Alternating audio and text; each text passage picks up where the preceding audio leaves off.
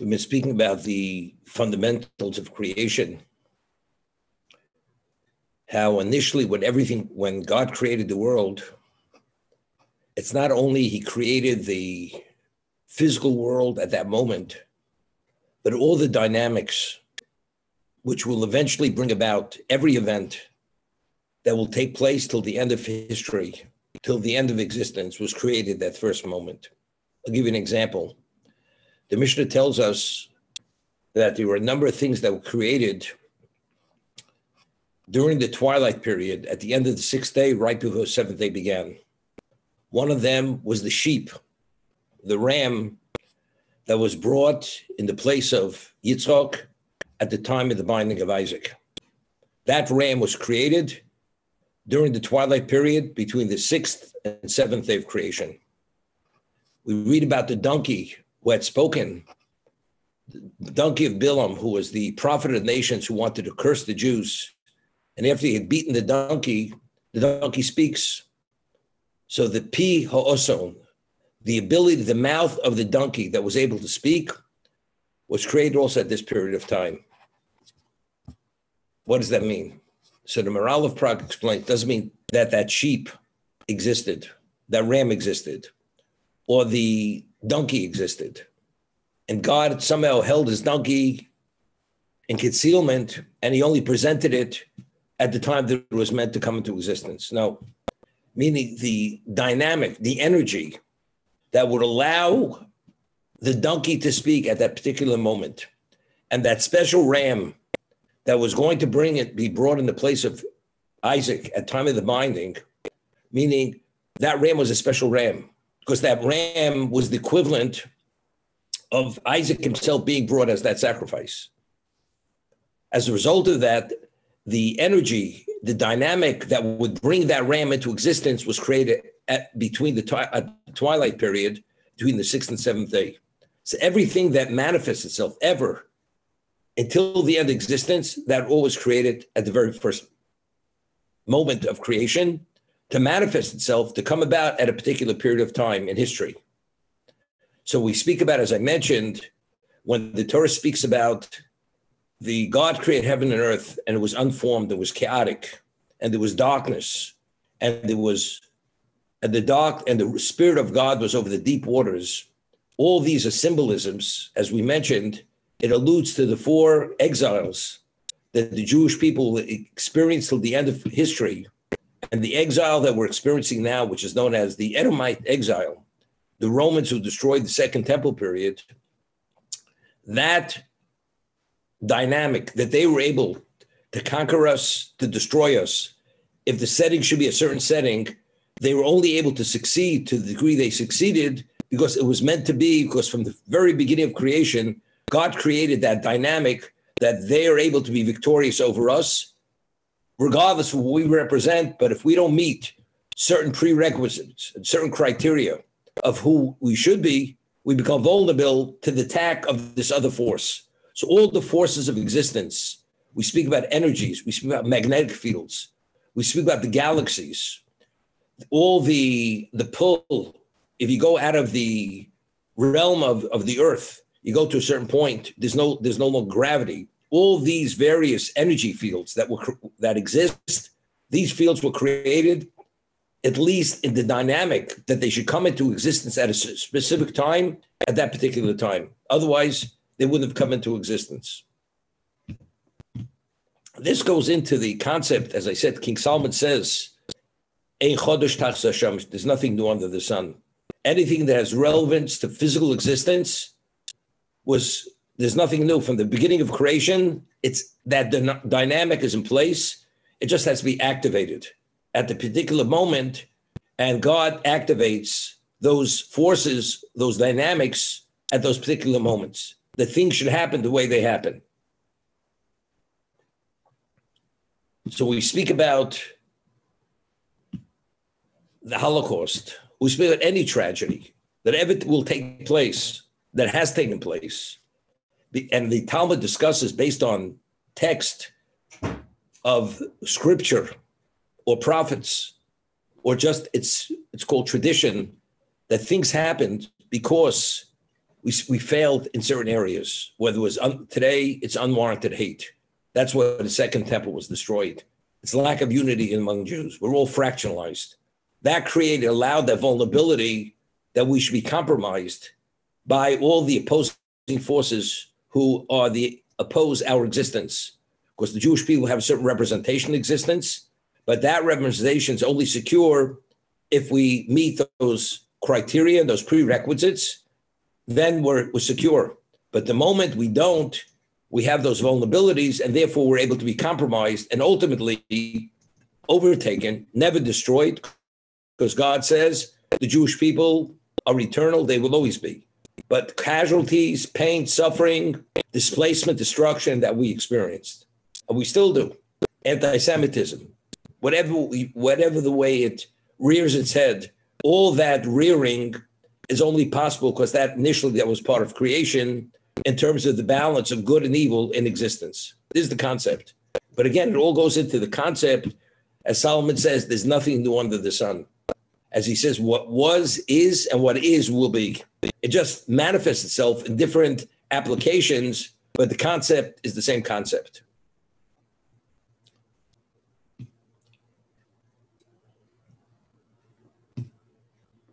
After God created Adam, the Midrash tells us he revealed him every generation until the end of time, with its leaders, with its wise men, with all the crucial people who'll be involved in overseeing and administering the various communities.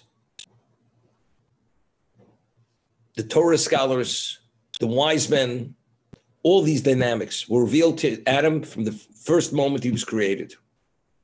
Why? What's the reason?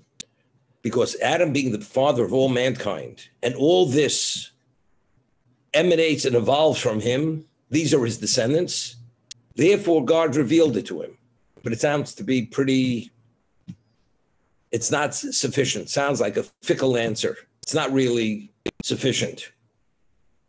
So there's a very interesting midrash. We read about who was the most special of the patriarchs. The most special of the patriarchs was Yaakov. Yaakov was the third of the patriarchs. There was Avraham, there was Yitzchak, there was Yaakov. Avraham had two sons. One was Yishmael, which he fathered from Hagar, who was an Egyptian woman who was a princess, the daughter of Pharaoh, that after Avraham was in Egypt and Pharaoh experienced the miracles when he realized that Sarah was a married woman, Pharaoh, regardless of who he was, he recognized, he said, better let my daughter be a maidservant in the home of Avram than a princess in my palace. And he was willing to give his daughter to be under the auspices of Avram, being such a holy person. And ultimately, the story how Sarah, who was the wife of Avram, when she realized she was barren, she said, maybe I will merit a child through her, meaning if my husband marries her, and this is how Yishmael came about. Yishmael, the father of all the Arab nations. That was the son of Avram. The second son, who was the patriarch, came from Sarah. The whole story, miraculous. The three angels. One angel comes to inform her she's going to have a child. She's going to conceive. Although she's 89 years old, she gives birth at the age of 90. Avram is 99, and he becomes a father of Yitzchak at the age of 100. This is the story. Why did Avram, being so special, introducing monotheism to existence? Until then, the world was literally a vacuum of spirituality, devoid of spirituality. Avram was the first one to recognize and acknowledge God as the master. And that's why Avram was the beloved of God, and he was the founding patriarch of the Jewish people. But why did he have such a son as Yishmael? And what did Yitzchak, who was the unblemished offering? He had twins. His wife conceived twins, Yaakov and Esav. Esav is the antithesis to what Yaakov stands for. And the Midrash tells us, Esav Soni Yaakov. Esav hates and wants to destroy Yaakov. And through history, the struggle between good and evil were the Edomites and the descendants of Yaakov, the Jewish people. Now, why? Why did Avram have Yishmael? And why did Yitzchak have Esav? And Yaakov, he fathered 12 tribes. They were all holy, every one of them. David HaMelech, King David, refers to them in Psalms as Shiftei Koh. They are the tribes of God, the sons of Yaakov. So the Talmud tells us that Avram had a certain spiritual impurity in him, being a descendant of Adam, and that spiritual impurity expressed itself through Yishmael. And Yitzchak was an expression of his holiness, because Avram was not fully purged of that impurity of humanity. Yitzchak was not fully purged, regardless of what he achieved and what he was actually designated as at the Dakedah, at the binding of Isaac as the unblemished offering. He still had that impurity within him. How did that impurity manifest itself? He had Esau, which represents the literally most lethal representation of evil in existence. Amalek, the Amalekites are the children of Edom, of Esau. Yaakov, he achieved a level of purity within himself that he expunged all that evil from himself through, as he was the man of the tent. He's the one who personified Torah. He's the patriarch who personifies Torah. He was able to filter out all that evil from himself, purge himself, and therefore he was able to father 12 children who were devoutly righteous. And therefore, David HaMelech refers to them as Shiftei Koh. They are the tribes of God. And they are the ones who stood at Sinai, who said Nasa v'nishma. They accepted God's Torah unequivocally, and they became the chosen people. But these are the descendants of Yaakov. When we speak on Shabbos, if you take a look at the text in the Amidah of the Shmon Esrei of Shachris, to who did Hashem give the Shabbos to? Lezera Yaakov Hashem bo mocharto. To this progeny, the seed of Yaakov, who you had chosen them. We are referred to as the Zera Yaakov, the seed of Jacob. Asher Ahavta, which you love them. And therefore he gave us the Shabbos. And therefore we are the testament to the world that God is the creator of existence. The Jew is the one who emulates God, as just as God was created for 6 days. And he refrained from creation on the seventh day. We're permitted to be involved in creative activities 6 days. Seventh day, we must refrain, because we are that testament. We represent that. This is Yaakov, Zeri Yaakov Asher Ahavta, the progeny, the seed of Yaakov that you loved. Okay? We read in the Torah that Yaakov, before he passes away, he wants to reveal to his children exactly when is Mashiach coming, when Messiah is coming. And God conceals it from him. The moment he wants, he has like a lapse of memory. That's Rashi in Chumash cites the Midrash. He wanted to reveal it to him, but it was concealed from him. He wasn't able to share it with his children. However, Rabbi Bachya cites another Midrash, explains it this way. Among the letters of the names of Yakov's children, he had 12 sons. There are two letters. There are two letters which do exist.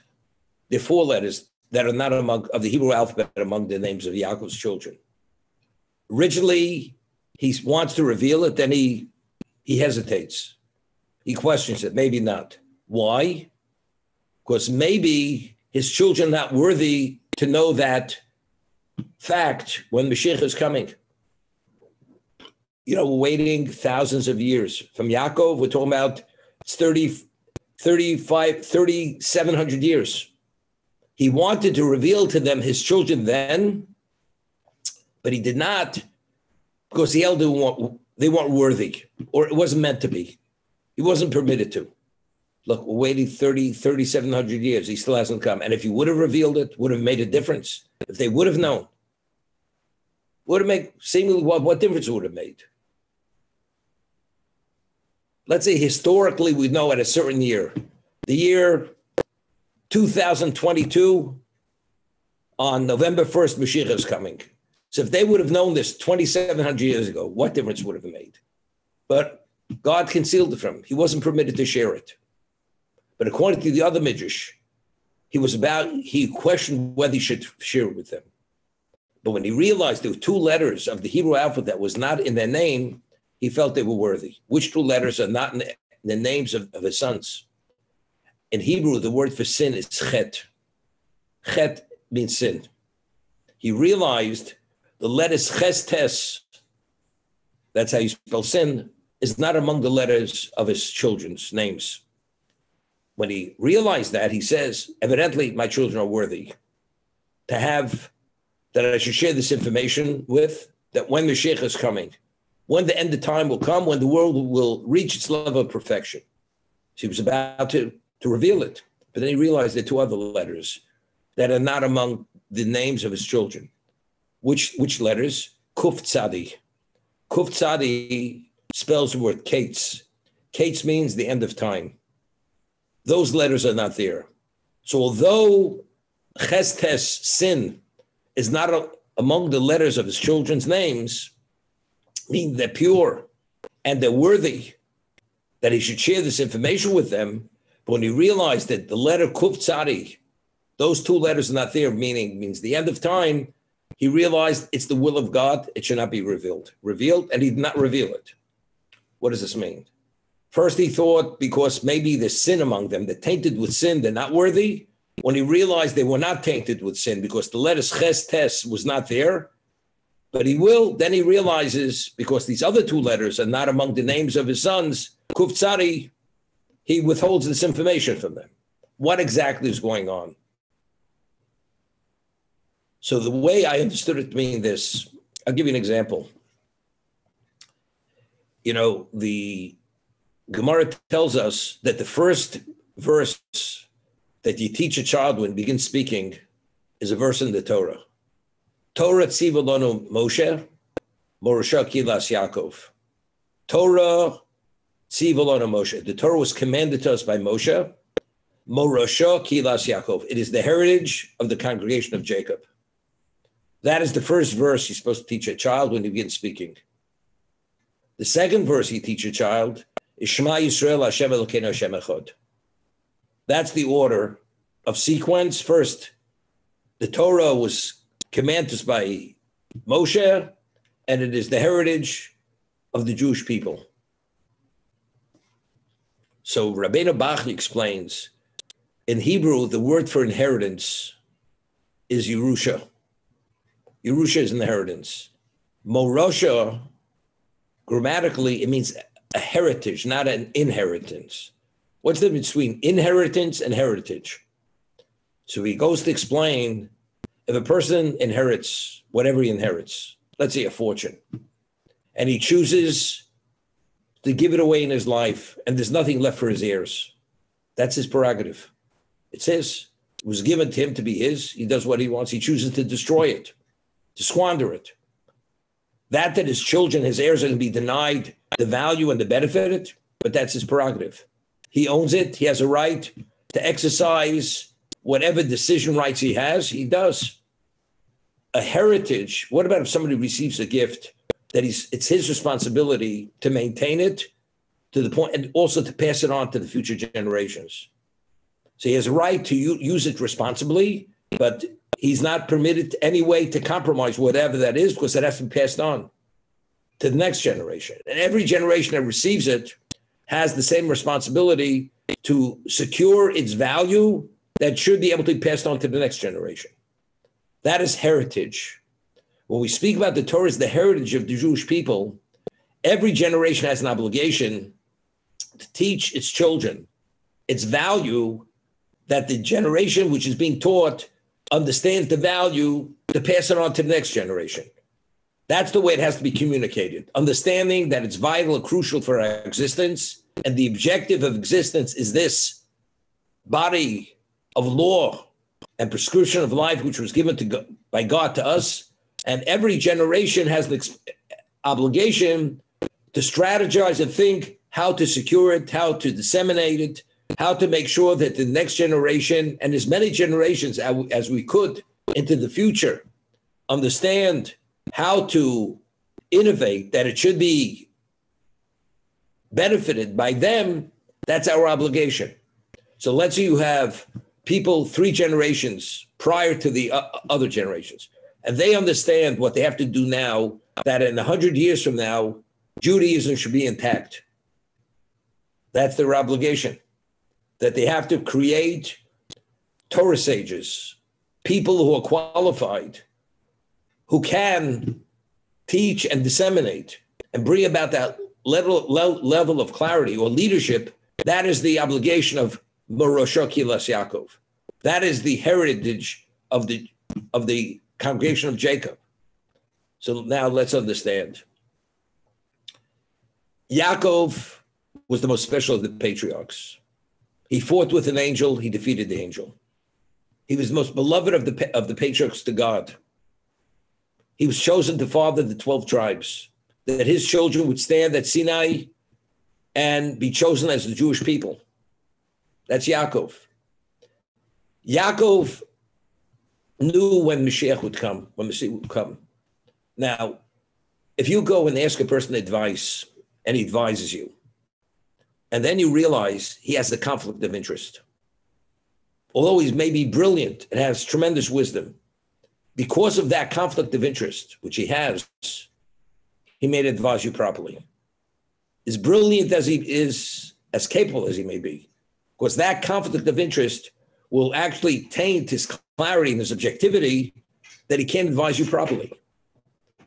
If the sons of Yaakov would know when Mashiach is coming, and they understand, because they have such foresight, such divine vision which they're endowed with, how to deal with all the future generations, they would innovate whatever innovations have to be to guarantee Judaism till the end of time, because that's the dimension of person.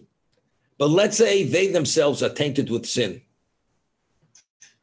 then they're not qualified, because they don't have that clarity of vision, because their innovations may actually be off. And if they're off, it's like 2 people at a crossroads. Initially, you're very close, but over time, you become worlds apart as they separate. So that vision, if it's not absolutely through that clear lens, and there's a rosy lens there, that conflict. And what's the conflict? Of course, you're tainted with sin. And because you're tainted with sin, it's, if I reveal to you when it's going to be, they, through their own foresight and brilliance and spirituality, they can innovate things. But those innovations are not going to be appropriate because they're tainted with sin. So when Yaakov realized that the letters Ches, those which spell sin, is not among the letters of his children, which is almost like miraculous. Because when he named his children, he didn't take into account whether that letter Ches or Tes was there. He realized that God is revealing to him that they are qualified. They have that level of clarity and vision and objectivity. So therefore he will reveal to them when Mashiach is coming. And by revealing to them when Mashiach comes, whatever has to be done to innovate for the future, they will make those innovations to guarantee the Morosha, the heritage, is secure and thrives till the end of time. But then when he realized that the letter Kuf Tzadi, those letters are not among the name, he realized it's God's will, as objective as they may be, it's not meant to be. Meaning every person has to be innovative and have that foresight just based on what he's endowed with. But to be privy to this information, that's not part of the struggle of life.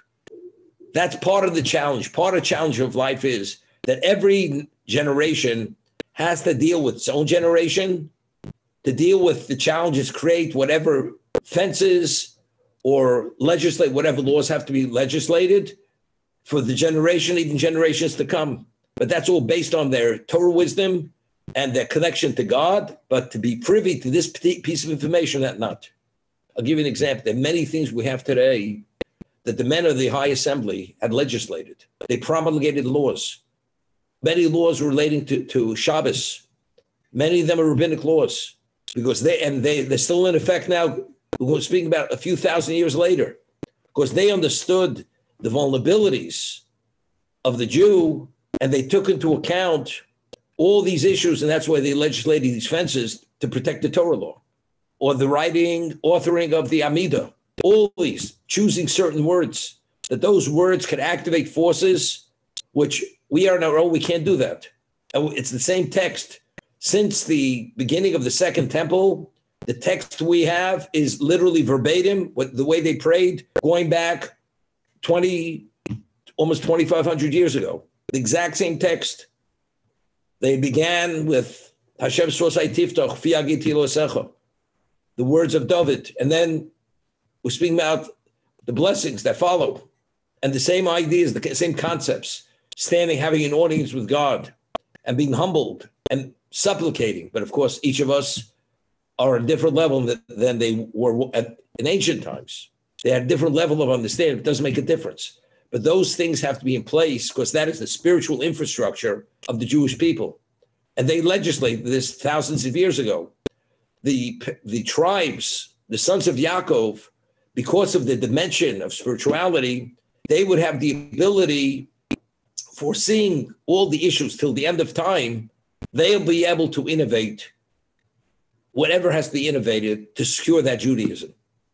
But since Kuf Tzadi was not there, he realized that's not the way God wants it to be. Therefore, Yaakov withheld it from his sons, did not reveal it. Let's get back to Adam. When Adam was created, God revealed him. Every generation, its leaders, its wise men, and all the people who are crucial and essential for the world to exist and function. He revealed everything to him. Why? And if you do know, you don't know. Well, he's the father of mankind. He has a right to know. He has a right to know. Father of all mankind. But as we said before, there's nothing new under the sun. Whatever is meant to be, whatever the challenges, the way they present themselves, they could only present themselves in that context because those energies and those dynamics, whether it represents good or evil, all those dynamics were created at the very beginning of existence. Adam himself being the father of mankind, he himself understood those dynamics and he understood the applications and how they manifest themselves. Adam in his own right, what he could have done certain things in his lifetime, being the visionary he was, as it says, before he ate of the tree of knowledge, he saw from one end of the world to the other. There was nothing occluded from his grasp, from his understanding. But unfortunately, a few hours after he was created, he ate of the tree of knowledge and he became tainted. He no longer had that clarity. He no longer radiated that radiance, which reflected the radiance of God. Therefore, he wasn't qualified. Initially, he was shown that because, again, being the father of mankind, being responsible for his children, he was in the position he could have, but unfortunately, it didn't happen because he failed, because he did not meet the challenge. This is the understanding. The Medrash says, there is a certain finite number of tzaddikim, of devoutly righteous people that will exist from the beginning of existence till the end of its existence. And only God knows how many tzaddikim there are going to be, because these people have special souls, and God knows who they will be. But God went and he peppered all the generations with the souls of these tzaddikim. He could have had them all born in a certain one generation, but he went and he scattered them throughout the generations, that each generation should have a certain finite number of these people. Now the question is why? Why? So there's a question which is asked, if God knows the future and he knows exactly how we're going to perform, whether we will meet the challenge and will be classified as the devoutly righteous and have a share in the world to come, or God forbid, we're going to fail. So yes. So why create the devoutly righteous? The only reason why the righteous exist is because they have to meet the challenge. But since God knows they will meet the challenge, just put them right away, immediately, into the world to come. What do they have to undergo? All the trials and tribulations and the sufferings of existence. If God knows despite it, they're going to succeed. So why waste time? Just put them straight, place them in the world to come, in the spiritual existence. That's the question which Rabbeinu Bachi asks. So he explains, those who failed, who deserve to be punished, he can't punish a person until he fails. He chooses to turn his back on God. Although God knows he's going to fail, it doesn't make a difference. But a person cannot be punished unless he actually crossed those lines. So that is understandable. But the devoutly righteous, where he knows they're going to succeed and how they're going to succeed, why put them through all this agony? Right? Cut through all the red tape, put them straight in the world to come. Let them have that special relationship. So he says something phenomenal. You know, the Talmud tells us, based on certain juxtapositions in the Torah, that when a tzaddik passes away and dies, he's an atonement for the generation. For instance, we speak about the death of the two sons of Aaron. The day they were installed to be Kohanim, and Aaron was installed to be the high priest, Nadav and Avihu, who were the most special sons of Aaron, was struck down by God. And it speaks about, and there's a portion where it says, after the death of the two sons of Aaron, and immediately after it speaks about their death and why they died, it speaks about the laws which pertain to Yom Kippur, the service of Yom Kippur in the Mishkan and the temple. So the Talmud asks, whenever there's any juxtaposition, there's something to extrapolate and to learn from that juxtaposition. What do we learn from there? That we learn that Misat Tzadikim is Kiyom Kippurim. That when a tzaddik dies, just as Yom Kippur atones, it's a day of atonement, the death of tzaddikim is an atonement for the Jewish people. That's the juxtaposition of the death of our own sons to Yom Kippur. As Yom Kippur atones, the tzaddik atones. And we find when Miriam, the sister of Moshe and Aaron, passes away, what does the Torah speak about? The laws of the red heifer afterwards. Just as the laws, what's that juxtaposition teach us? Just as the red heifer purifies and removes this level, the most intense level of contamination, identically, when a tzaddik passes away, the death of the tzaddik also resets the balance, brings about that level of purity, and there are few other sources. Okay? Now, if we would not have a representation of good people, of devoutly righteous people, only evil people, could you imagine living in a world that the only representation of humanity are the members of Sodom and Gomorrah? What would this world look like? There's no other takeaway. There's no other role model. So what counters that representation of humanity? There's no choice. All I see, that's humanity. But if you have another representation of humanity called tzaddik, so now people have what to discern, what to choose from. So God planted in every generation a certain finite number of devoutly righteous people, that there should be a balance, that people should be there at the sidelines and now choosing and understanding what direction I should take. Should this be my role model? Am I hero, so to say, or the negative should be my role model? And that's the path I should take. So therefore, the tzaddik who lives is very interesting. In terms of the tzaddik being rewarded, God doesn't have to put him through all this agony, all the trials and tribulations, because he knows exactly he's going to succeed. So why does the tzaddik exist? He doesn't exist for himself. The devoutly righteous exists for others. So others should be able to be tzaddikim, to be able to be devoutly righteous. So let's say you have a tzaddik who's meant to live 80 years, but the generation needs an atonement. And God takes him at the age of 50. So why is the tzaddik being taken? You say, it's not fair. It's not fair. If he's supposed to live 80 years, what do you think before his time? The answer is very simple. The tzaddik in reality shouldn't have come into existence. It's not necessary to be here. You're only here because this is the playing field. This is where the challenges take place. But God knows you're going to meet the challenges. So for all intents and purposes, you could be already in the world to come. You're only existing for humanity. That you should be the role model of good, so people should have a discernment to choose between good and evil. So the tzaddik is not living for himself.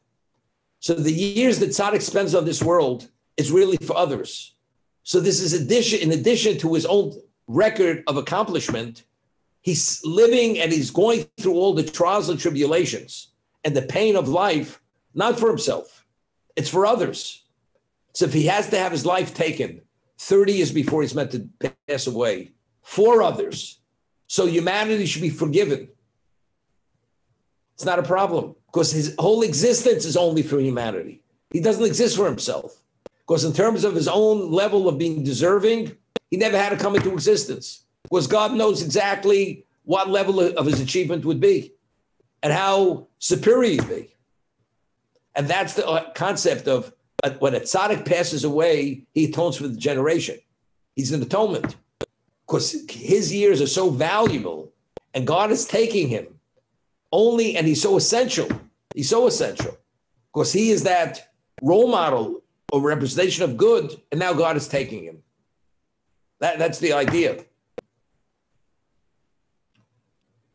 So God understood there are going to be, over time, there's so many finite number of tzaddikim.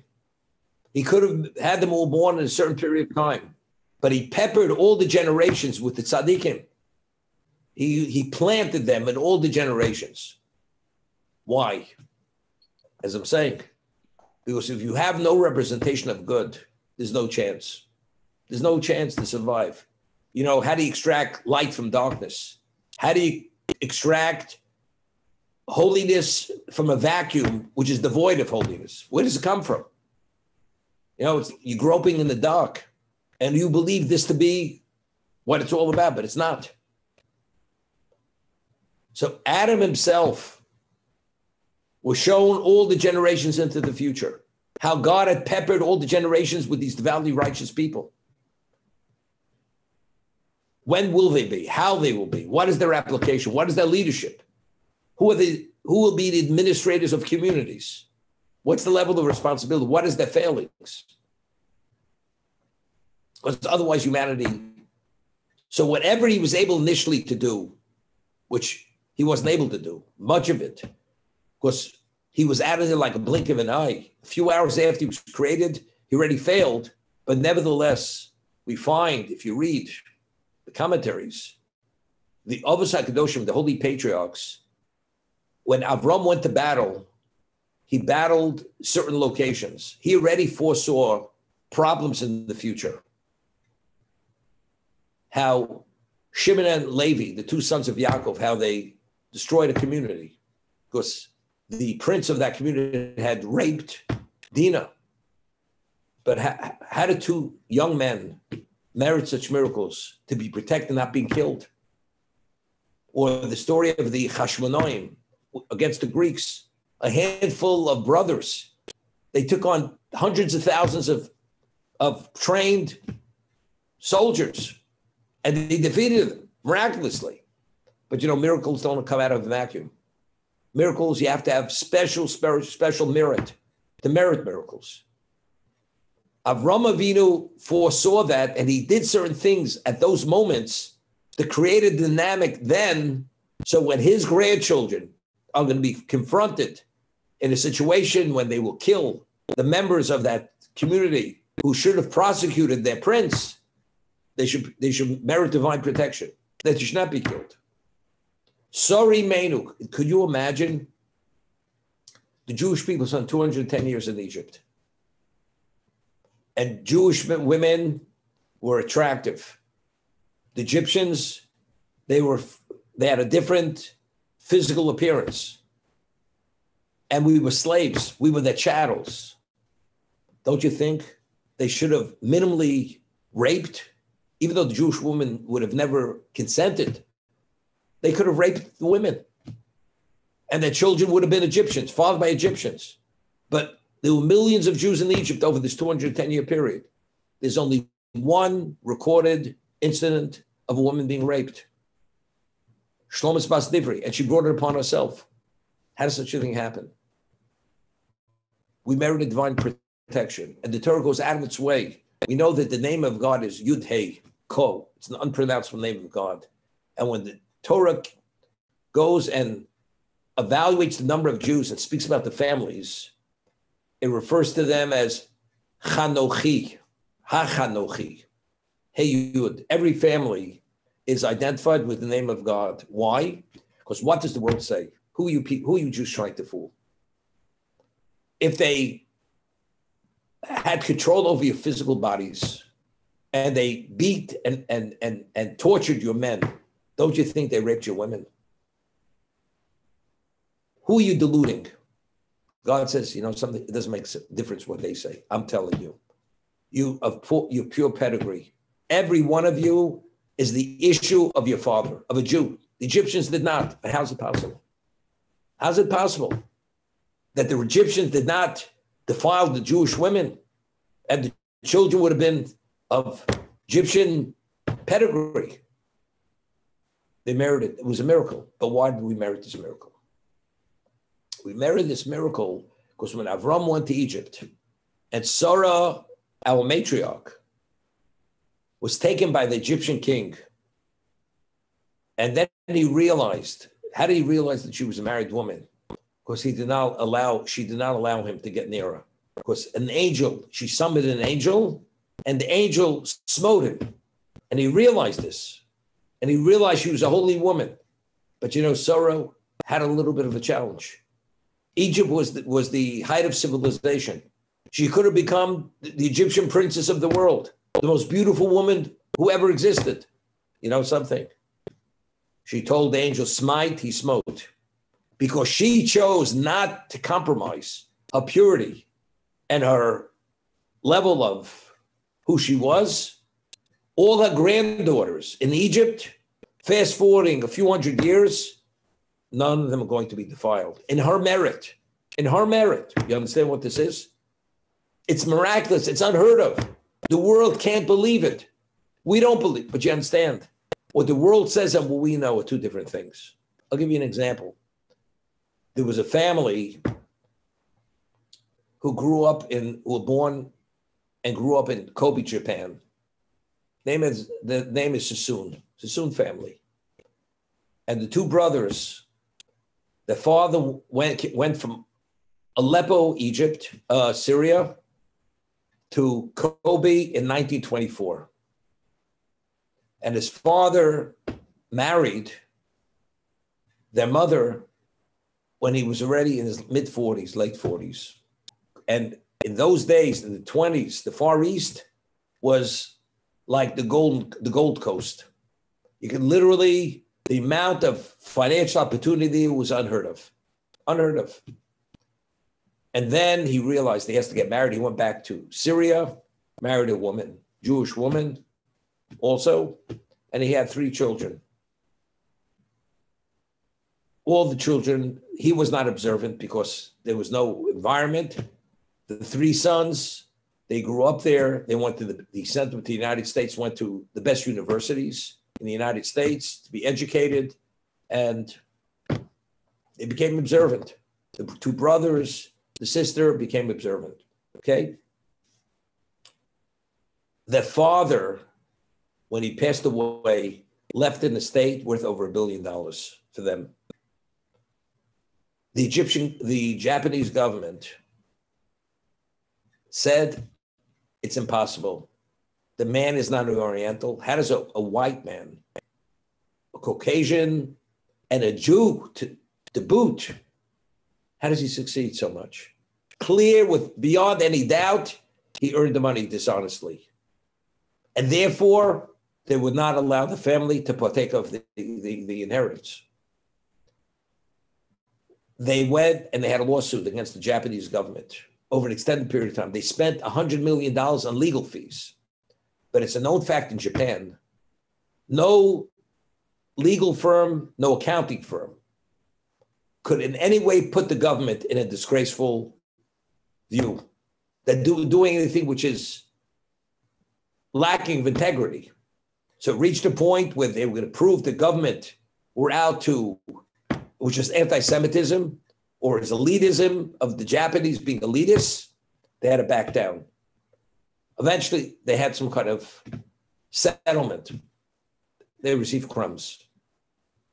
They received crumbs. How's it possible?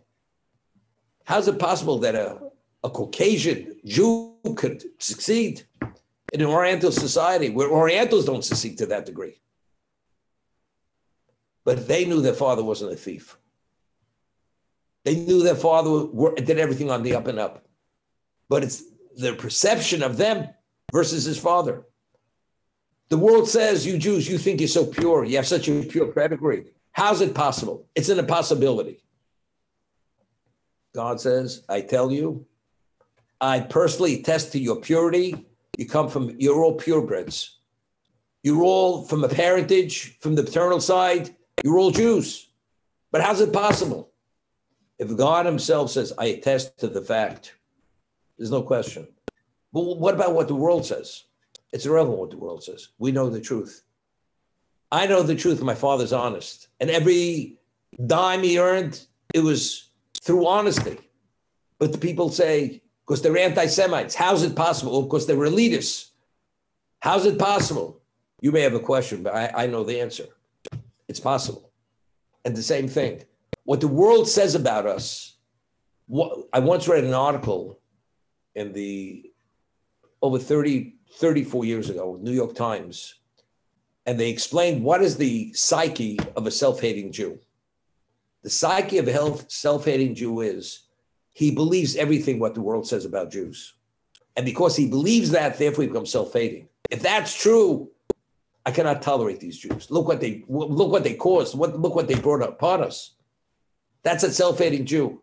But a Jew who understands we have a tradition, and our tradition hasn't been revised.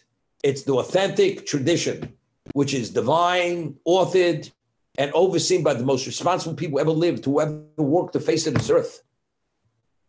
So you're going to say, well, what they say, the world says many things, but we know the truth. We know the truth in terms of our religion, because 4 million Jews stood at Sinai and God openly communicated with them, and openly communicated with Moshe, being God's spokesman.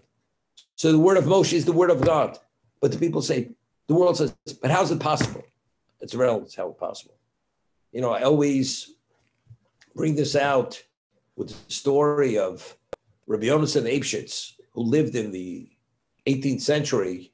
He had a level of genius. He was the equivalent of a computer mind. He spoke 40 languages. There was nothing he didn't know. He was a Torah sage. He was a Kabbalist.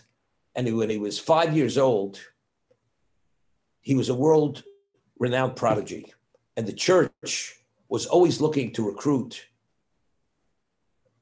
prodigies, geniuses, to staff the church with special people, eventually to lead the church.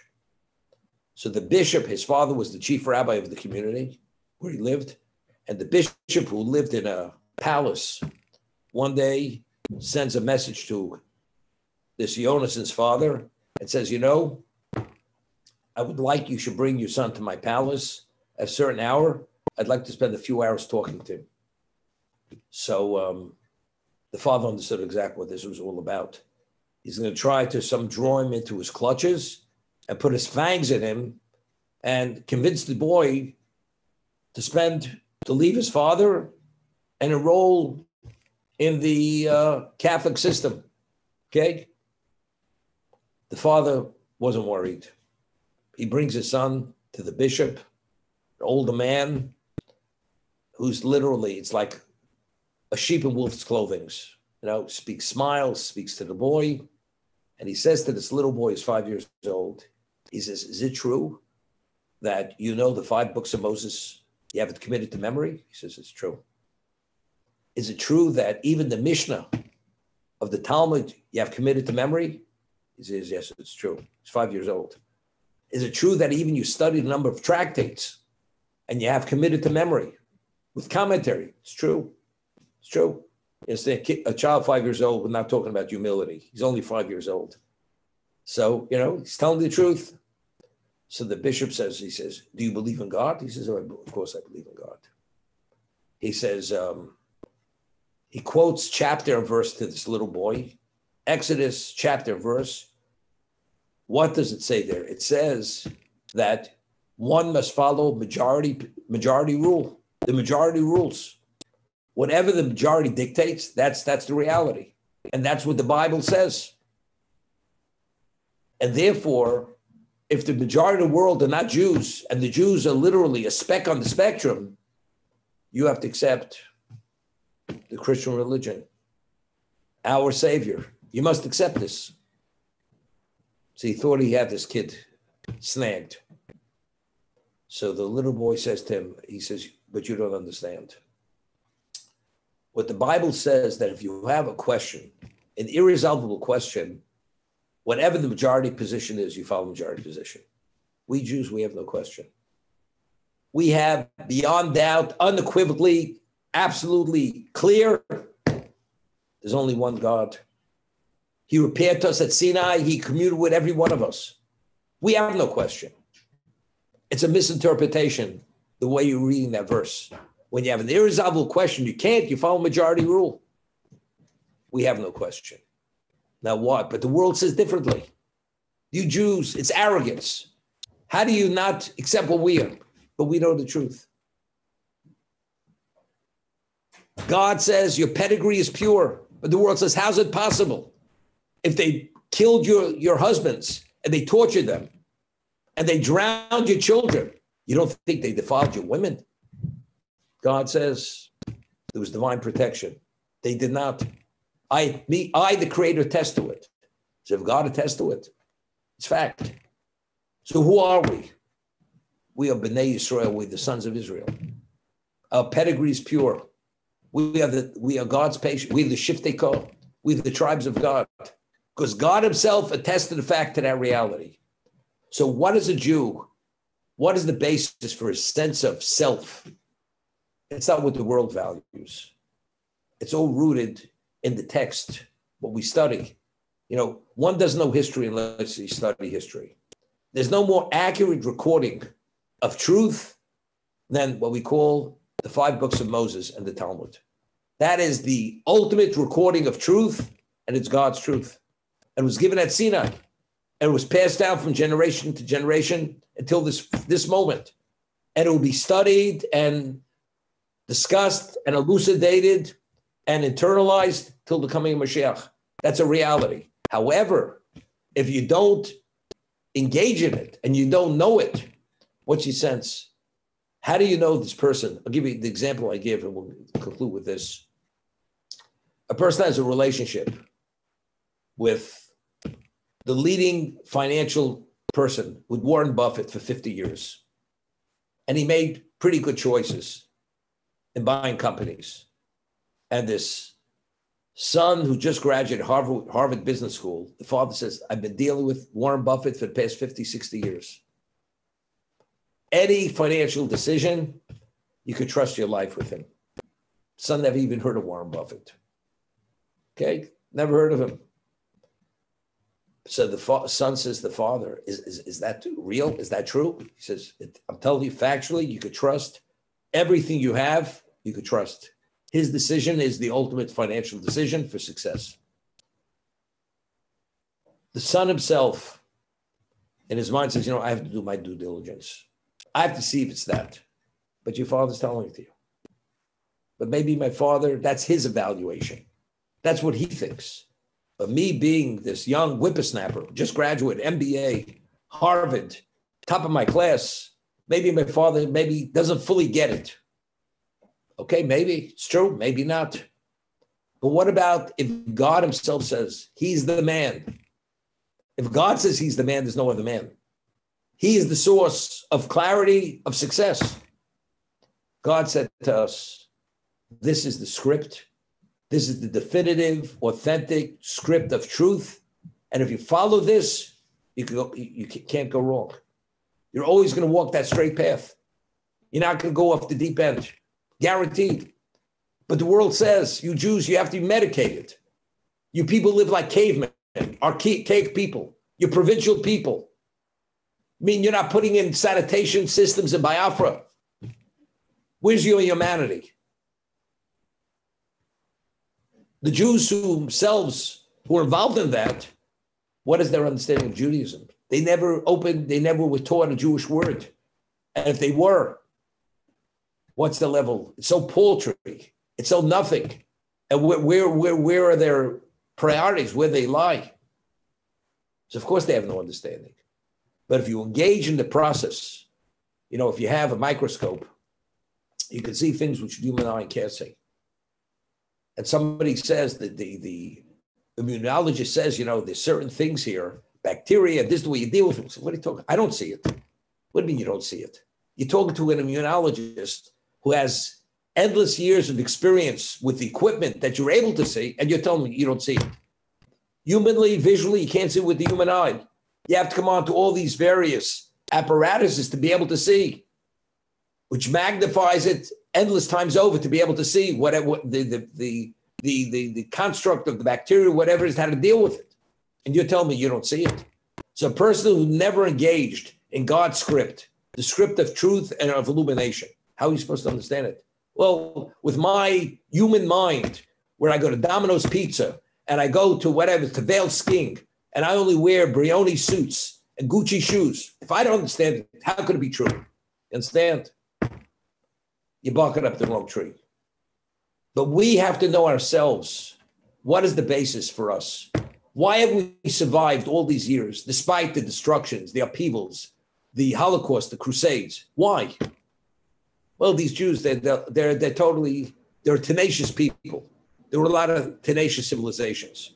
There's no trace of those civilizations. But yet the Jew is always a thriving people. Doesn't make sense. It doesn't make sense. But if you understand who our backer is, it makes plenty of sense. Of course, we have the guarantee from the Creator, you people will always be, as long as you toe the line. And if you don't toe the line, ultimately, you will toe the line. We'll end here today. 1 second.